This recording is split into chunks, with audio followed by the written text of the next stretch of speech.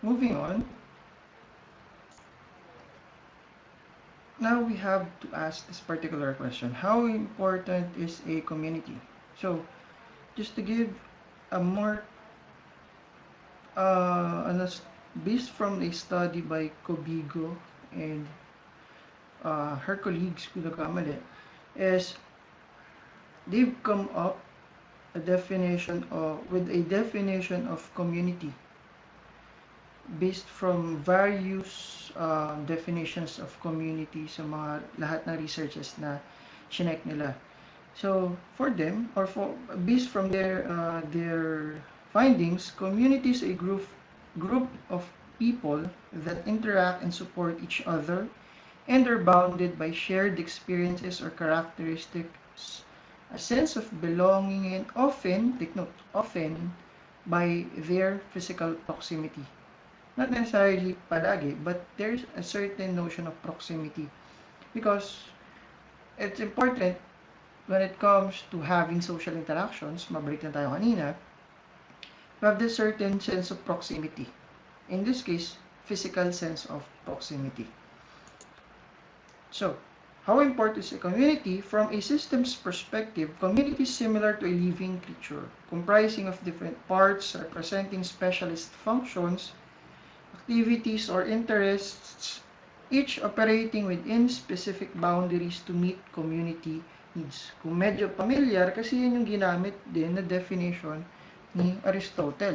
In its most fundamental sense, yun yung definition na ginamit ni Aristotle. For a community to function well, each part has to effectively carry out its role in relation to the whole organism. In this case, halimbawa, the DepEd or the school should focus on education. Transportation focuses on moving people. Then, economic entities on enterprise and employment. Religious organizations for spiritual well-being. Healthcare agencies on health and overall well-being. And the government focuses on the overall welfare of the state and the people.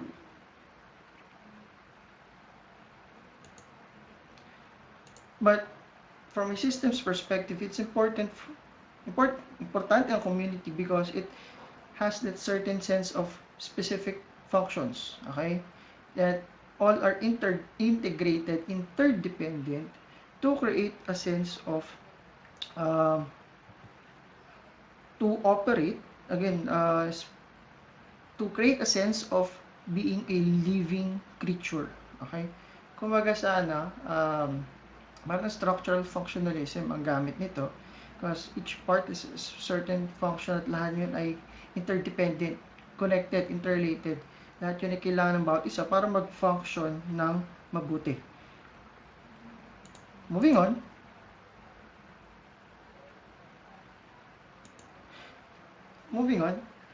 From a social perspective, a community can also be defined by describing the social and political networks that link individuals, community organizations, and leaders. Understanding these networks and their dynamics is critical sa pagpaplano ng efforts in community engagement or any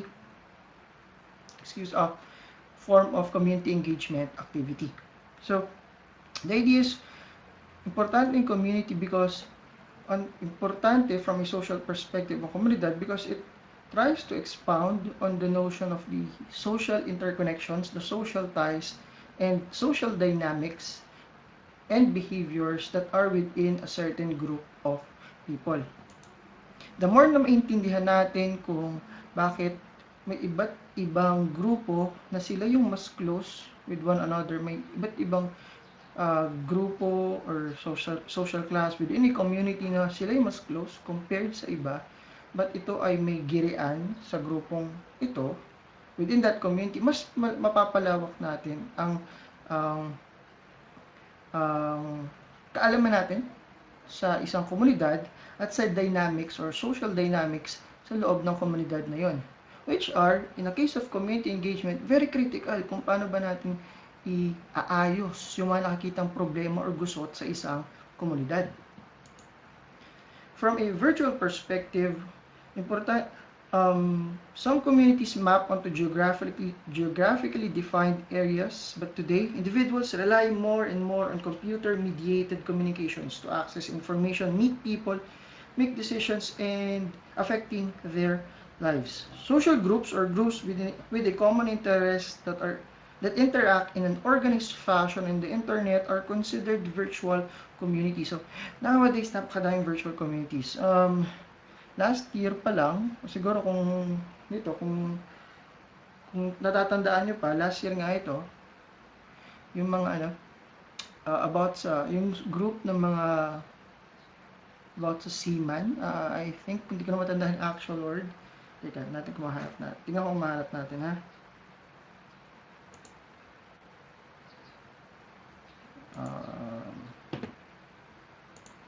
Okay, wait lang. So, yan. Ayun. Yan. So, dito, hanap tayo. Tayo ng sample na groups. Sa akin na rin siguro. Yan,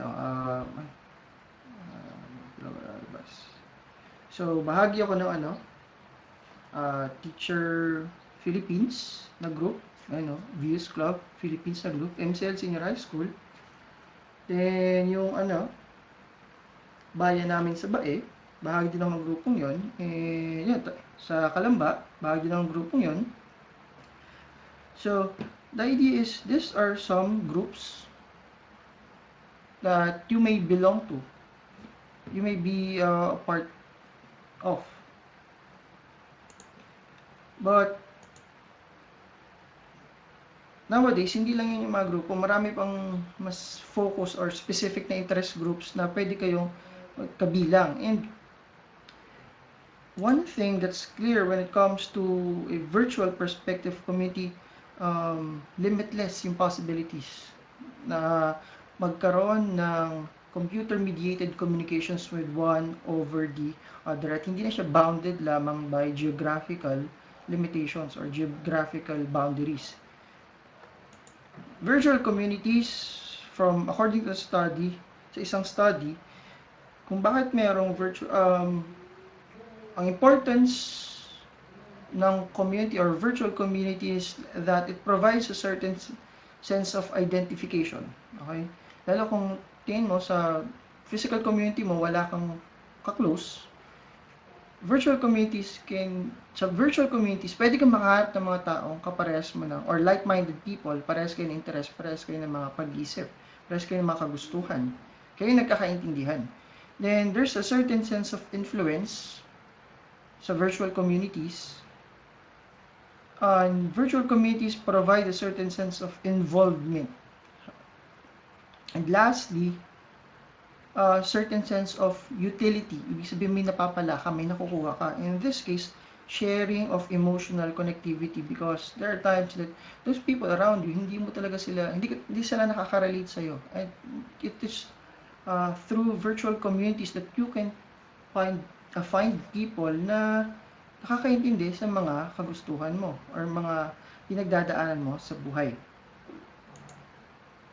Lastly, individual perspective, individuals have their own sense of community membership that is beyond definitions of community applied by researchers and engagement leaders.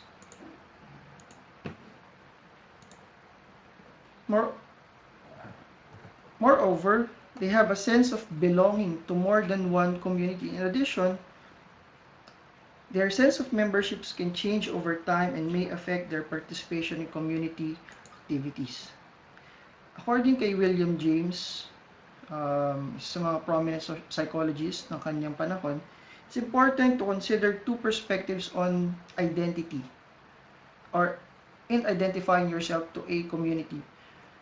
The I, or how a person thinks about himself or herself, and the me, or how others see and think about that particular person. Kung paano mo ako tinitingnan, anong pagtingin mo sa akin, paano mo ako nakikita sa person, anong characteristics ko sa paningin mo. Sometimes these two views agree and result in shared sense of an identity. But other times, di sila nag-agree. As such, sa kanyang paningin, people should not make assumptions about identity based on appearance, language, or cultural origin, nor should make assumptions about an individual's perspective based on his or her identity. Today, multiple communities that might be relevant for any individual suggests that individuals are thinking about themselves more complex in ways more than years past. Even today, hindi ka na lang sa isang komunidad belong. Because there are times that within different, particularly virtual communities, pwede ka maging bahagi. Kasi hindi na lang nakukulong yung sense of identity or self sa isang concrete na ideya or ideya mo. That's why, pwede kang humanap ng mga grupo na mas meron kang sense of identity, involvement, meron kang makukuhang utility from them. That's why, when it comes to individual perspective, important in community because it can try to make you feel that there's nothing wrong with you not having a concrete identity of yourself. Because having various communities or multiple communities to be part with means that you are a very dynamic person, that you can be part of anything. And communities in that case, from the individual perspective, can provide that certain sense of belongingness, accepting yourself that you're not a very static individual. You're a dynamic individual who have various interests, various certain needs that or not just one, but a number of communities may be able to help you with. At hindi lang ikaw nag-iisa. Malamang sa malamang, karamihan sa atin ngayon, ganyan din ang mindset. So, why do we need to actually study community? Because you are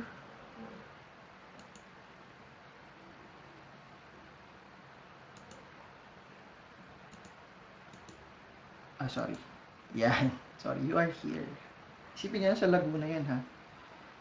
So, yeah. Because you're part of it. Not necessarily physical or geographical, but the essence of understanding community or studying communities because you're part of it. Kahit sabihin mo wala kang pakialam sa nasa labas, bahagi ka ng komunidad na yan.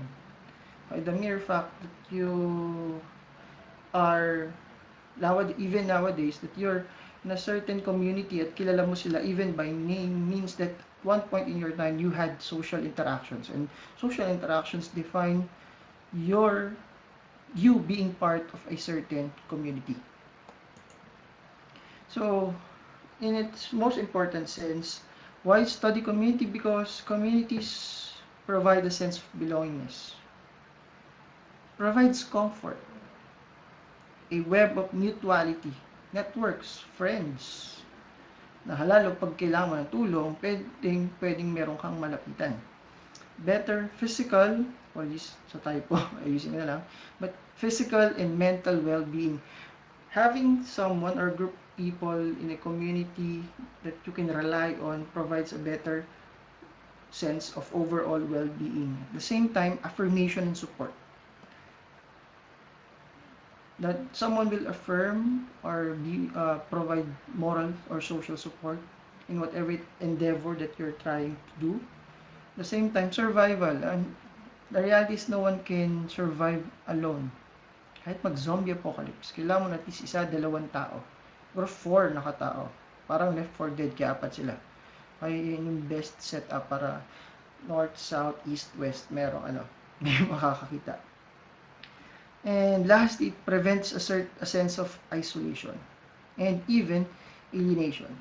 That you're being alienated from the possibilities around you because you're isolating yourself from the group. So those 7 things are the most basic reasons why there is a need to study community. And hopefully, hopefully, as we progress in understanding community, then community engagement, citizenship, and solidarity, you'll have a better grasp as to why you are part of a certain group and why you need to be a part of a larger community in the coming days or in the coming years of your life.